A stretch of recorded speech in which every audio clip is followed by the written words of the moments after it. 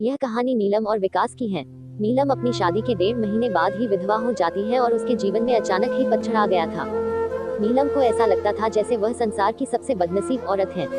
उसकी आंखों के आगे उसका अंधेरे जैसा भविष्य हमेशा घूमता रहता था। नीलम के घर में सिर्फ उसकी बूढ़ी माँ थी और नीलम के पति के गुजरने के बाद नीलम के पिता भी इस दुख में गुजर जाते हैं।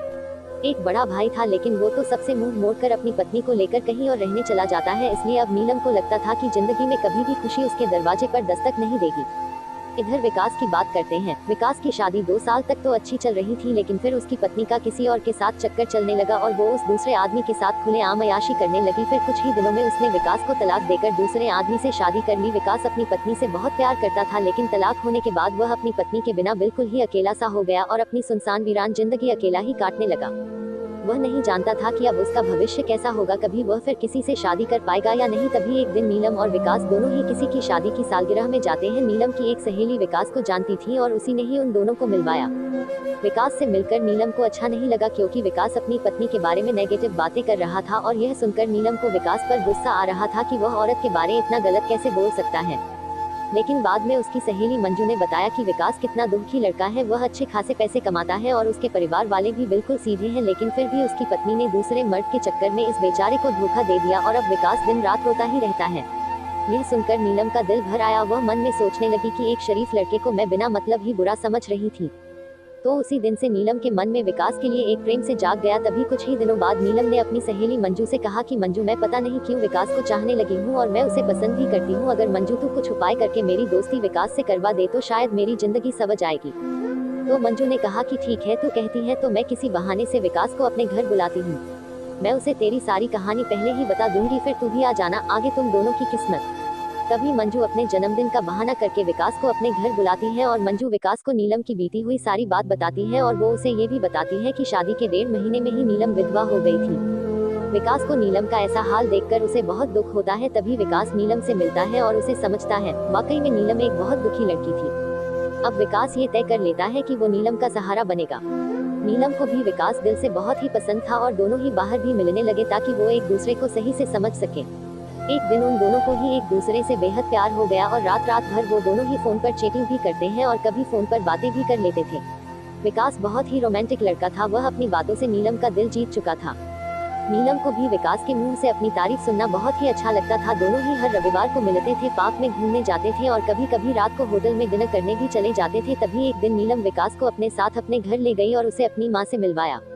विकास ने जब नीलम की माँ के पांव छुए तो नीलम की माँ रोने लगी और विकास का हाथ पकड़कर कहने लगी कि बेटा, मेरी बेटी का सहारा जरूर बनना और उसका साथ कभी भी मत छोड़ना। मेरे सिवा इसका कोई भी नहीं। अब मेरा भी कोई पता नहीं कब उस भगवान का बुलावा आ जाए। अगर मैं मर गई तो मेरी जवान लड़की का क्या होगा। ये सुनकर विकास की भी आंखों में आंसू आ गए और नीलम भी खूब रोने लगी। तभी विकास ने कहा कि माँ जी, आप बिल्कुल चिंता न करें, नीलम का मैं मरते दम तक साथ नहीं छोड़ूंगा और आपको भी कुछ नहीं होगा और आपकी बेटी का मैं जिंदगी भर ही ख्याल रखूंगा। ये सुनकर नीलम की माँ और नीलम को बहुत ही अच्छा लगा और नीलम विकास का हाथ अपने गालों पर लगाकर रोती है। तभी एक दिन दोनों ही पार्क में बैठे थे तो नीलम ने कहा कि विकास, तुम अपने घर वालों से मुझको कब मिलवाओगे। विकास ने बात टाल दी और उससे प्यार भरी बातें करने लगा और कहा, नीलम, मैं तुम्हारे बिल्कुल नजदीक आना चाहता हूँ, बोलो तुम मुझे अपने करीब कब आने दोगी। लेकिन नीलम विकास को अपने करीब आने से मना करती है, मगर फिर भी थोड़ा बहुत वो दोनों प्यार कर ही लेते हैं। तभी नीलम की सहेली मंजू ने नीलम के कान भरना शुरू कर दिए। उसने कहा कि नीलम लड़कों पर इतना जल्दी भरोसा नहीं करते। तू तो सीधी साधी है। विकास को अपनी माँ से भी मिला दी, लेकिन विकास ने तुझे किसी से मिलवाया। कहीं ऐसा न हो कि वो तुझे इस्तेमाल करके न छोड़ दे। यह सुनकर नीलम के कान खड़े हो गए और वह सोचने लगी कि कहीं विकास मुझे धोखा तो नहीं दे रहा। उधर विकास ये सोच रहा था कि मैं नीलम को अपने घर कैसे लेकर आऊं। मेरा घर बिल्कुल छोटा सा है और मैं उसे अभी नहीं बताऊंगा कि उसके लिए मैंने एक घर बुक कर लिया है और 50,000 जमा भी करवा दिए हैं और बाकी की मैं बैंक से किश्त बनवा लूंगा। 1 महीने बाद विकास का जन्मदिन था। विकास ने सोचा मेरे जन्मदिन पर ही नीलम को सरप्राइज दूंगा और तभी नीलम और उसकी माँ को भी घर बुला लूंगा। उसी दिन नीलम से शादी की सारी बात करके उसे सगाई की रिंग भी पहना दूंगा, क्योंकि नीलम के परिवार में और कोई नहीं है, इसलिए सारा कार्यक्रम नीलम और उसकी माँ के सामने ही हो जाएगा। अगले दिन नीलम विकास को फोन करती है और गुस्से में कहती है कि तुम अपने घर वालों से मुझे कब मिलवाओगे। विकास फिर से बात को टालते हुए बात को पलट देता है। अब नीलम का शक और भी बढ़ जाता है। तभी नीलम विकास से कहती है, तुम्हारे बैंक में कितने पैसे हैं, मुझे अपना बैंक बैलेंस दिखाओ। लेकिन विकास ने बैंक बैलेंस दिखाने की बात भी टाल दी, क्योंकि सभी पैसे उसने मकान के बयाने में दे दिए थे और उसके अकाउंट में यही कोई 8 से 10 हजार ही पड़े थे। नीलम का शक अब बढ़ता ही जा रहा था और वो ये सोच लेती है कि विकास वाकई में मेरा इस्तेमाल कर रहा है और वो मुझसे शादी भी नहीं करेगा, इसलिए नीलम विकास का फोन तक उठाना बंद कर देती है। इधर विकास एंगेजमेंट की सारी तैयारी कर चुका था। बातों ही बातों में उसने नीलम की अंगूठी का भी नाप ले लिया था और नीलम को इसका पता भी नहीं चला था। विकास ने नीलम की तरफ से खुद की भी अंगूठी बनवा ली थी ताकि नीलम की मां का कोई भी खर्चा न हो सके। विकास ने किसी से थोड़ा कर्जा लेकर नीलम के लिए साड़ी और उसका सारा सामान खरीद लिया था और उसकी मां के लिए भी एक सुंदर साड़ी खरीद ली। अब विकास ने सबको यह कह दिया कि मेरे जन्मदिन वाली रात को मेरी सगाई नीलम से है और उसके घर में भी उसने सबको बता दिया था। सारी तैयारी हो चुकी थी तभी एक दिन विकास ने नीलम को 3 बार कॉल किया मगर नीलम ने उसका फोन गुस्से में उठाया और कहा कि क्या बात है, जल्दी कहो। तो विकास ने कहा कल शाम को 5 बजे तुम और तुम्हारी माँ को मैं लेने आ रहा हूँ। तो नीलम ने कहा कि मुझे कहीं भी नहीं जाना। तो विकास ने कहा कि नीलम कल मेरा जन्मदिन है। विकास ये बताया लेकिन फिर भी नीलम ने विकास को जन्मदिन की बधाई नहीं दी। तभी नीलम ने सोचा कि जन्मदिन में चली जाती हूँ, इससे विकास का पर्दाफाश भी हो जाएगा। अगली शाम नीलम और उसकी माँ तैयार हो जाती है और अनिल की गाड़ी में बैठकर उसके साथ चली जाती है। पूरे रास्ते नीलम ने विकास से कोई भी बात नहीं की, उसे तो विकास के रूप में एक धोखेबाज नजर आ रहा था। तभी जैसे ही नीलम विकास के घर की दहलीज पर कदम रखती है वैसे ही विकास की माँ आरती की थाली लेकर आती है और नीलम को टिका लगाकर उसकी आरती उतारती है।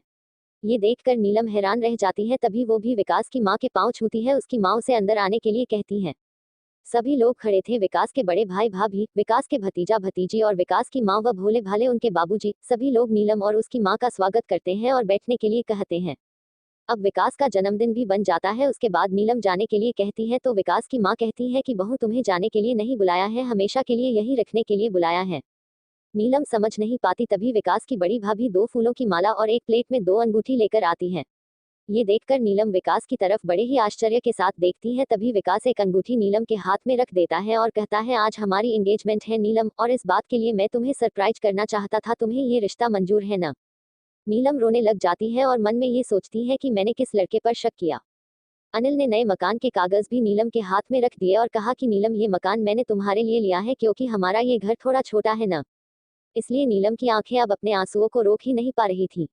तभी नीलम ने मकान के कागज अपनी सास के हाथ में रखते हुए कहा कि मां जी मुझे तो इसी घर में रहना है आपके साथ, मुझे नया मकान नहीं चाहिए। इस बात से घर के सभी लोग खुश हो जाते हैं। तभी विकास कहता है कि नीलम तुम्हारी माँ भी हमारे साथ ही रहेगी, भला वो अकेली कैसे रह पाएगी। ऐसा करते हैं, जो मकान मैंने लिया है वो पास में ही है, माँ को तुम वही शिफ्ट कर दो ताकि तुम अपनी दोनों माँ को संभाल सको। अब सब कुछ ठीक हो गया था। कहाँ नीलम एक शक की वजह से सब खत्म करने जा रही थी। ये गलती उसे बहुत महंगी पड़ने वाली थी मगर नीलम ने विकास के घर जाकर अच्छा ही किया। इसलिए दोस्तों, जीवन में कभी भी किसी शक की वजह से आप अपने प्यार को कभी मत छोड़ना, पहले पूरा सच जानना फिर कोई कदम उठाना, तभी आपका भी रिश्ता बच सकता है।